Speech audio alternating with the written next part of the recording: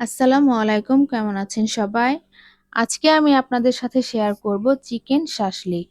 এভাবে যদি আমরা বাসায় রেস্টুরেন্ট স্টাইলের চিকেন শাশলিক তৈরি করে নিতে পারি, তাহলে কিন্তু অনেক টাকা খরচ করে আর রেস্টুরেন্টে যেয়ে শাশলিক খেতে হবে না।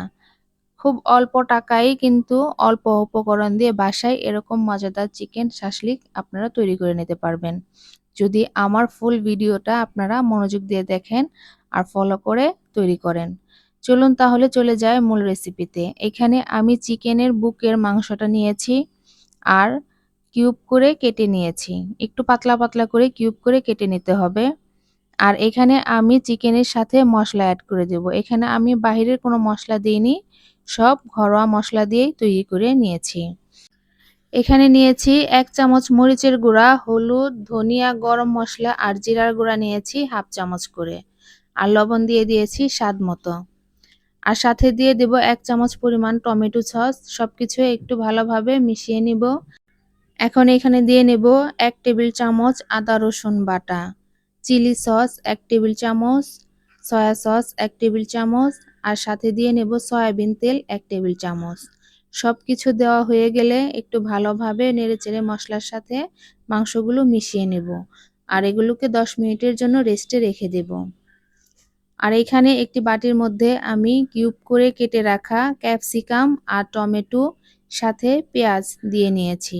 পেঁয়াজগুলো কিভাবে পাপড়িগুলো ছুটিয়ে নিয়েছি দেখতেই পারতেছেন। এখন এখানে আমি পরিমাণ মতো লবণ আর কালো গোলমরিচ দিয়ে তারপরে একটু ভালোভাবে মেখে রাখবো ৫ মিনিটের জন্য।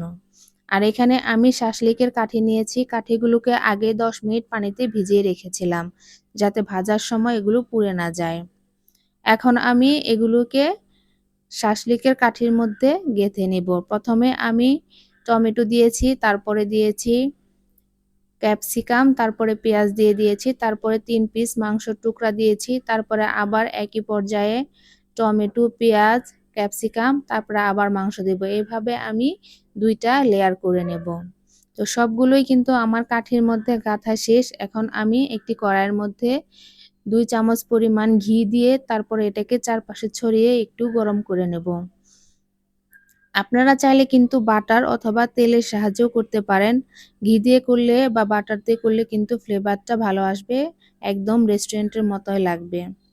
তো এখন দেওয়া হয়ে গেলে মিডিয়াম টু লো আঁচে এটাকে আমি রান্না করে নেব। প্রথমে আমি ৩ টা শাসলিকের কাঠি এখানে দিয়ে দিলাম, কারণ বেশি দিলে হয়তোবা হয়ে যাবে, রান্না করতে সমস্যা হবে।